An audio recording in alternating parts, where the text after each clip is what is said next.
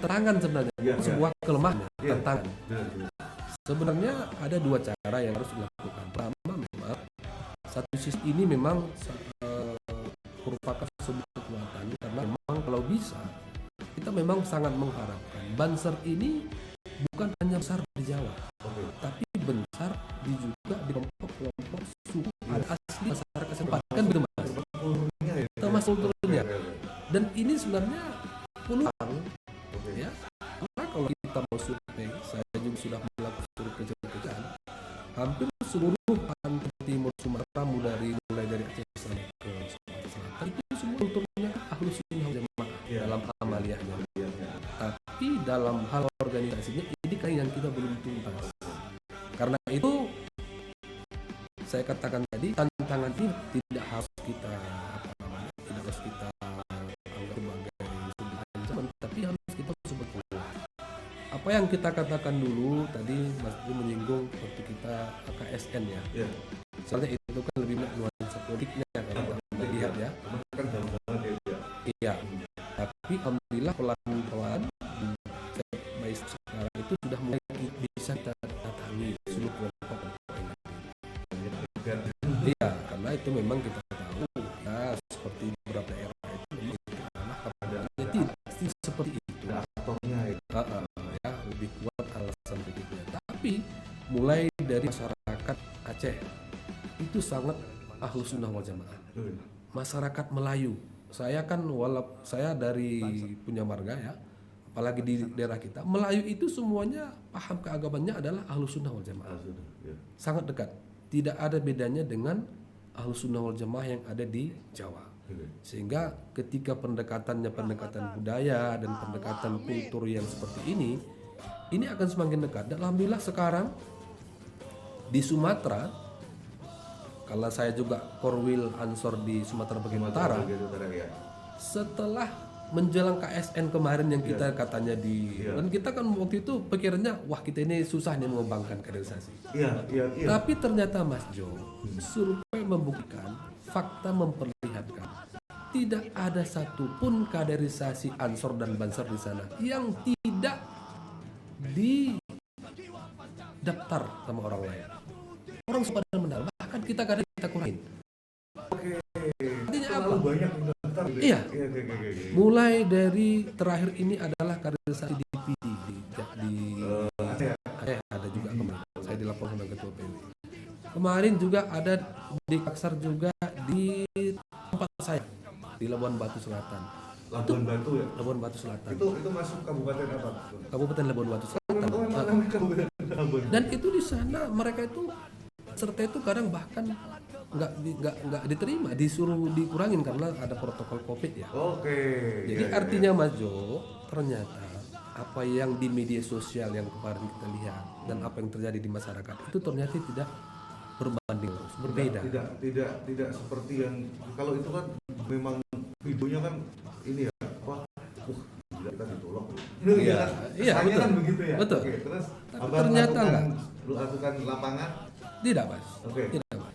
Bahkan kaderisasi terakhir untuk tingkat Susbalan dan PKL di Sumatera Utara itu pesertanya kita kurangin karena terlalu banyak banyak antusias. Kenapa kan kita kan pakai protokol ya 50% dari kapasitas ruangan yang boleh kita gunakan. Jadi kesimpulan saya, ternyata apa yang ada di media sosial dengan apa yang ada di kenyataan di masyarakat itu ternyata tidak jalan dan tidak berbanding lurus. Sehingga kesimpulan saya bahwasanya memang ini harapan masyarakat kita kepada Ansor dan Banser ini sangat besar. Sangat besar. Dan disinilah kita tidak sekedar melihat ini sebagai harapan masyarakat, tapi kita juga harus memberikan sebuah harapan ini kita wujudkan dalam bentuk konkret nyata, program-program maupun apa yang menjadi harapan dari mereka. Jadi kesimpulan saya itu Mas, harapan masyarakat ini harus kita bisa sampaikan dan bisa kita ambil. Tentunya tidak mau organisasi harus bisa memberikan jawaban yang pasti kepada masyarakat. Ini saya kira. Kan ya sebenarnya ternyata jadi kalau saya cuplik dari apa yang dijelaskan Abang ini adalah sebenarnya masyarakat Sumatera sendiri sudah sangat akrab dengan amalia Aswaja kan gitu ya. Jadi bahkan dari sepanjang pantai timur Sumatera yang melakukan survei tadi memang semua melakukan itu. Jadi Kalilan, terus apa ya, Sinan ada juga, jarak kubur juga sih ada kan. Jadi kita masih benar-benar lebih enak ya. Jadi nah ini kan stereotype ya, maksudnya memang kita ini kadang mikirnya begini, Banser. Nah ini memang framing juga sebenarnya. Wah, Banser kuatnya cuma di Jawa. Ya, bahkan Sumatera aja untuk pengkaderannya sampai dikurangin karena terlalu banyak yang antusias. Artinya memang dibutuhkan turun ke lapangan ya. Jadi kalau abang tadi bilang tidak cukup beransor saja, tapi juga harus berbanser dan relevan gitu loh. Karena di situ ada peran-peran banser yang sangat melekat, misalnya kayak katalisator tadi. Banser kan biasa ya ketemu sama sesuatu yang beda, tapi kita tetap menganggap ini ya inilah yang harus kita kawal kan gitu, sama warga bangsa Indonesia kan gitu ya. Nah, terus kemudian untuk sekarang kan cakupan Bang Hasan kan se-Indonesia dan bahkan dunia nih, karena mengemban amanah Wakasatpornas ini, artinya melanjutkan apa yang harus dijalankan oleh almarhum dan Alfa. Nah, mengalami tantangan yang lebih itu di bagian apa, Bang? Untuk penugasan yang dengan amanah yang lebih tinggi. Sebenarnya begini ya, ini saya luruskan Mas Jo. Setelah almarhum dan Alfa ini dipanggil oleh Allah Subhanahu Wa Taala, yang mudah-mudahan beliau dilapangkan dalam kuburnya ya. Kami kan diserahin oleh sahabat ketua umum, sahabat Haji Yakut Koli Komas ini, ada 2 orang wakas, Mas. Saya sendiri, Hasan Bayi Sagala, dan sahabat saya Alex Yoranto. Jadi kami berdua inilah sekarang yang secara bahu-membahu bekerja dan bertugas untuk istilahnya melanjutkanlah tugas-tugas yang diemban ataupun yang diserahkan Alfa. Dan dalam tugas-tugas ini kami tentu selalu berkoordinasi, berkolaborasi, berkomunikasi dalam setiap tugas-tugas organisasi. Kadang saya juga diperintah beliau, kadang saya juga menerima perintah beliau, jadi kami saling tidak berkomunikasi. Karena organisasi itu 3 koin ini penting: koordinasi, komunikasi, dan konsultasi. Ya. Karena kalau itu tidak ada, itu bukan organisasi. Kan? Cuma dalam hal Ansor ini tentu ada sistem komando. Dalam Banser ini ada sistem komando. Kalau ditanya tantangan apa yang paling rumit, saya, karena tadi ada kaitan dengan Dan Alfa juga ya. Saya selalu bilang begini. Dan Alfa pernah mengatakan, tidak cukup buku PDPRT ataupun PO Banser ini untuk merawat, memelihara, sekaligus juga menjaga keutuhan organisasi ini, Mas. Tidak cukup. Apalah artinya PDPRT ini yang mungkin kita katakan 300 halaman. Ini tidak cukup untuk bagaimana membangun jiwa, semangat, dan korsa anggota-anggota Banser di seluruh dunia. Tidak cukup, Mas. Makanya Dan Alfa selalu dalam setiap beliau menyampaikan arahan, menyampaikan pengantar, menyampaikan nasihat dalam setiap kaderisasi, ada satu hal yang beliau selalu tidak lupa itu. Apa yang selalu beliau sampaikan? Dan ini juga masih relevan. Tidak hanya untuk Banser, untuk Ansor, tapi untuk kita di Nahdlatul Ulama. Apa itu, Mas Anjo? Beliau selalu mengatakan, mari kita selalu memperbaharui niat kita untuk mengabdi, berkhidmat di Banser. Ini saya kira, Mas, ini yang menjadi pegangan kita. Dan menjaga niat ini kan tantangan sendiri bagi saya dan bagi kita dan bagi organisasi ini. Ya. Jadi tidak cukup anggaran dasar rumah tangga, PO, lain sebagainya, aturan-aturan, tidak cukup menjaga organisasi ini bisa tetap utuh sampai ila yaumil qiyamah, nggak cukup. Tapi ada niat kita. Ya, dulu orang-orang tua kita ber-NU itu kan tidak memandang anggaran dasar, Mas. Tapi kenapa tetap ada? Benar. Kenapa tetap melanggar? Kan begitu. Pertanyaan, mereka mengabdi dengan niat ikhlas. Dan inilah sebenarnya yang harus kita tanamkan, terutama bagi diri saya. Terutama bagi diri saya. Kenapa? Karena kadang karena niat ini sifatnya yang spiritual, yang sifatnya substantif, tidak kelihatan. Saya kan nggak tahu niat Jo ini untuk membuat acara ini apa. Saya kan nggak tahu. Yang tahu hanya Mas sendiri. Dan Mas Jo juga nggak tahu niat saya jadi besar ini apa. Yang tahu hanya saya sendiri. Tapi ini harus sama-sama jaga. Ini kan sulit, Mas. Jadi kalau ditanya tantangan yang paling sulit apa? Ini yang menurut saya adalah bagaimana anggota Ansor, anggota Bansor ini senantiasa memelihara niatnya, senantiasa menjadinya untuk betul-betul berkhidmat di Ansor ini. Nah, ini penting, Mas. Di dalam kita ajaran Islam Ahlussunnah wal Jamaah ini, niat itu penting. Setiap perbuatan kita tergantung kepada niatnya. Saya menjadi anggota Bansor ini, sebelum saya masuk, niat saya apa? Nah, itu penting dulu. Nah, niat tanpa perbuatan tanpa niat seperti jasad tanpa ruh, kan begitu. Jadi saya juga harapkan kepada kita semua, tidak hanya kita ada di sini, seluruh kader Bansor dan manapun berada, mari kita jaga niat kita untuk berkhidmat di Bansor ini, di Ansor ini adalah dalam rangka untuk mengikut para ulama, menjaga para ajaran-ajaran ulama kita, orang tua kita dulu, dan tentunya menegakkan kalimat la ilaha illallah Muhammadur Rasulullah, dan inilah yang akan mengawal kita. Mudah-mudahan dengan niat ini nanti kita tidak terjerumus kepada yang lain-lain. Kenapa tujuan orang masuk di Bansor ini kan macam-macam, Mas. Betul. Ya, saya selalu mengatakan, ya, banyak kita berjalan, banyak kita melakukan obrolan, banyak kita melakukan kunjungan ke sana kemari. Ada 3 kader, 3 ciri kader kita ini. Satu, ada kader Bansor atau Ansor faminhum zolimun li nafsi. Mereka zolim bagi dirinya.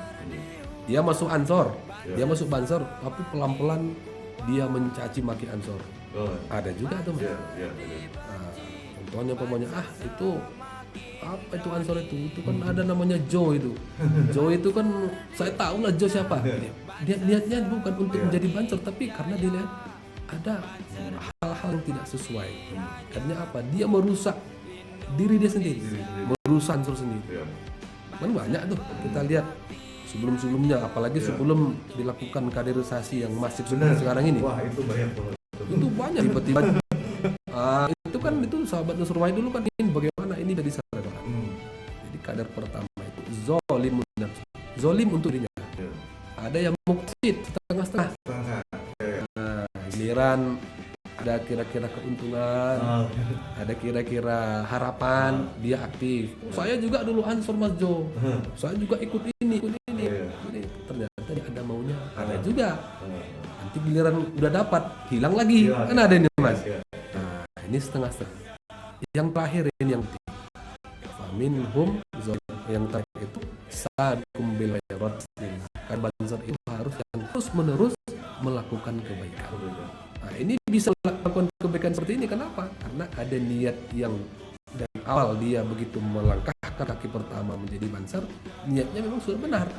Dan inilah yang akan mengawal dia terus.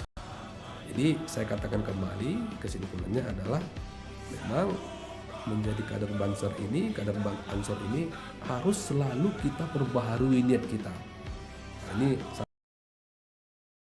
saya ingat betul dalam kegiatan beliau, saya senantiasa mendampingin beliau, ya. Beliau selalu mengajak kita, ya, sebelum dia menyampaikan arahan-arahan yang lain, pertama dia bilang, sahabat, mari kita perbaharui niat kita di Ansor Bansor ini. Kan memang niat inilah yang akan menjaga kita. Teroris, kenapa mereka berani sampai membunuh jiwa dia, bunuh diri, Mas? Karena ada niat dia, ada niat dia. kekuatan dalam batin dia Jadi kekuatan niatnya sebenarnya luar biasa. Ini menjaga organisasi ini. Makanya itu apalagi di dalam, kalau kita di dalam dalam madrasah ini kita diajar di dalam kitab Arba'in An-Nawawinya, Syekh An-Nawawi itu mengatakan hadis yang utama dia itu terkait dengan niat, ya. Innamal a'malu binniyat. Sesungguhnya semua perbuatan itu diawali dengan niatnya, ya kan? Jadi kalau niatnya sudah benar, mudah-mudahan seterusnya sudah benar. Tapi kalau niatnya di awal sudah sedikit melenceng, nah ini juga sedikit melenceng ini. Karena lebih gampang memperbaiki ketika niatnya sudah benar, tapi nanti melenceng itu lebih gampang diperbaiki. Lebih gampang, jadi lebih connect-nya lebih gampang. Iya. Mas. Jadi memang niat inilah yang dan saya juga harapkan juga kepada kita semuanya, dalam apalagi kita sebagai instruktur kaderisasi ini perlu kita pelihara ya, kita kawal lah anggota-anggota kita ini, ya, karena dengan kita ajari dia berniat untuk menjadi kader Ansor ini baik, mudah-mudahan inilah akan menuntun dia sampai akhir nanti, Mas, ya.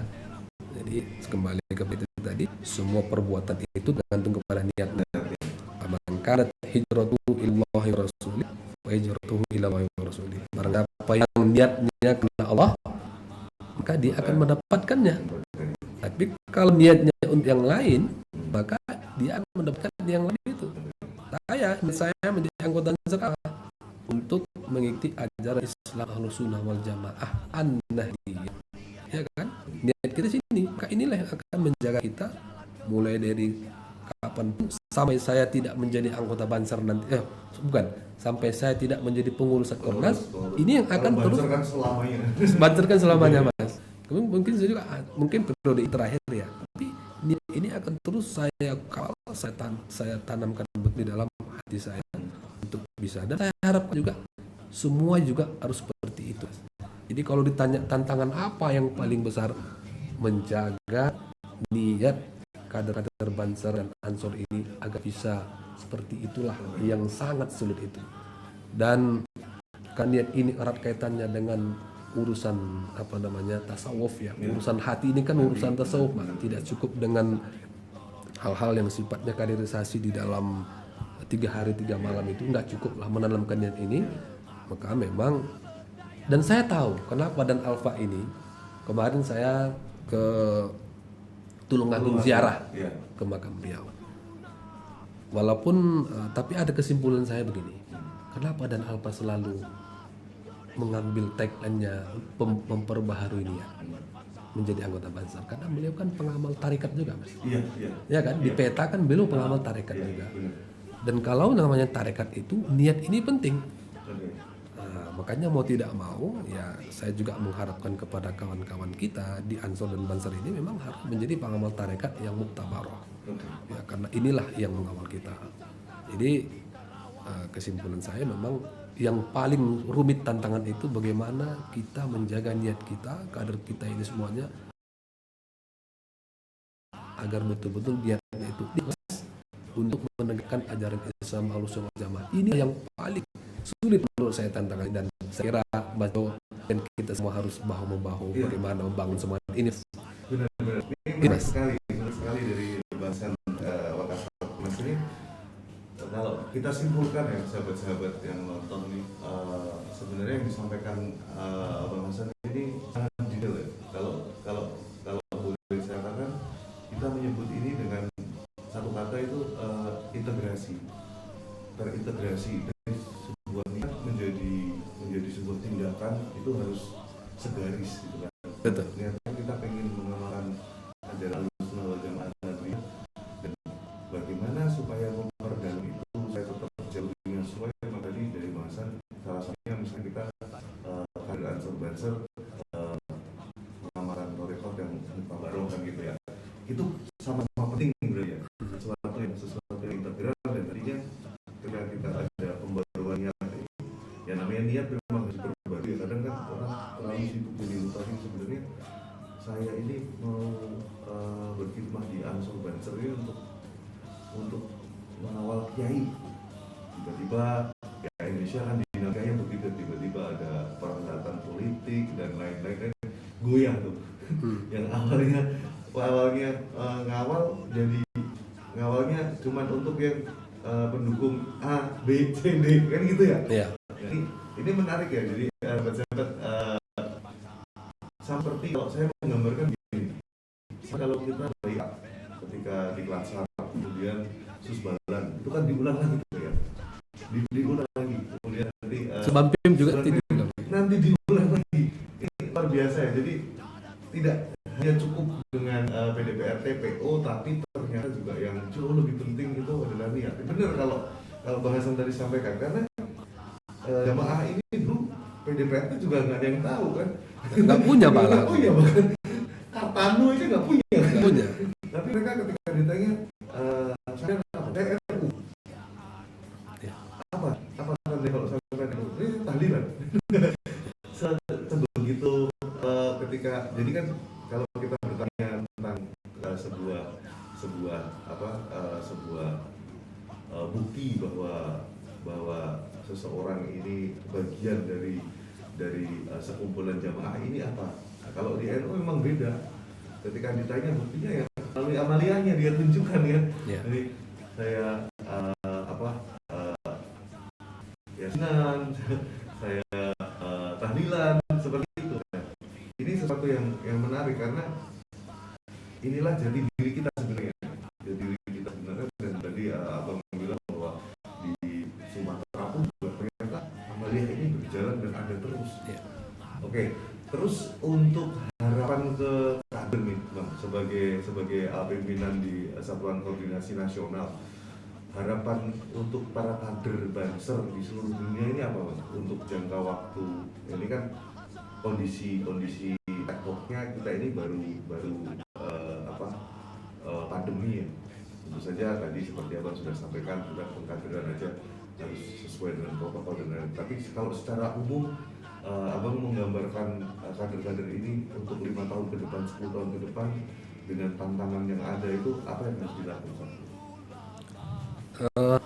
Oke Mas Jo, saya kira kalau ditanya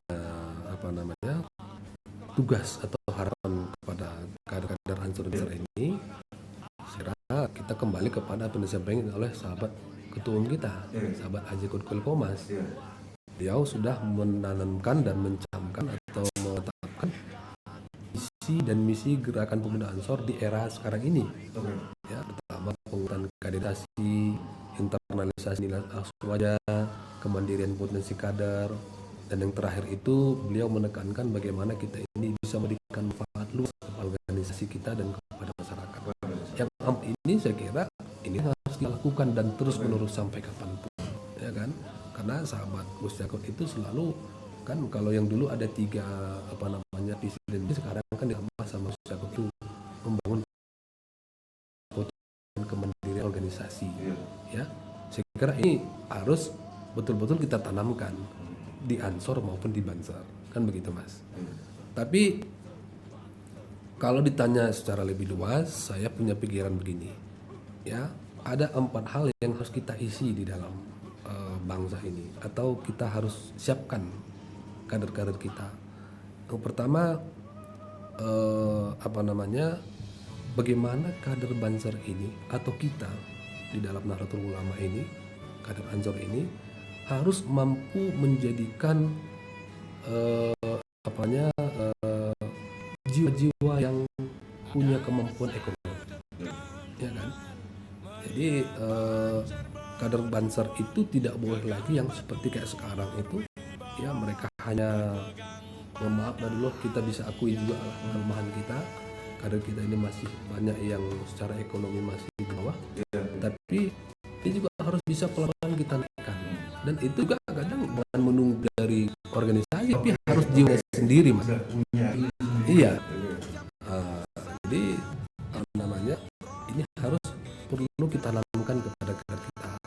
Makanya saya sangat senang betul ketika melihat teman-teman kita, kader-kader kita yang punya usaha keterampilan tertentu, ya, ini harus kita dukung, harus kita sampaikan. Dan harapan saya juga nanti acara ini juga ada yang sifatnya memberikan muatan atau memberikan informasi yang ada potensi ekonomi di sini dan disambungkan ke sana. Contoh Iya. umpamanya nih di Korea Selatan nih kan ada kader kita di sana nih. Benar.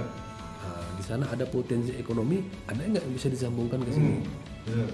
Potensi ekonomi di Sumatera apa bisa disambungkan ke sini? Benar. Dan ini saya kira harus kita mulai, kan begitu mas. Iya, benar. Nah, jadi apa namanya hal-hal seperti ini perlu kita perkuat. Kenapa? Kita sudah punya jaring, tinggal bagaimana jaring ini yang kita manfaatkan untuk kepentingan dan kebesaran organisasi kita. Itu mungkin mas yang harus kita perkuat juga. Ini sebenarnya saya jadi makin ini ya menemukan titik terang karena begini. Semalam itu kita ada sesi bersama Ansor ya. Dan itu terus terang saya pun baru agak dalam tahu juga baru di malam.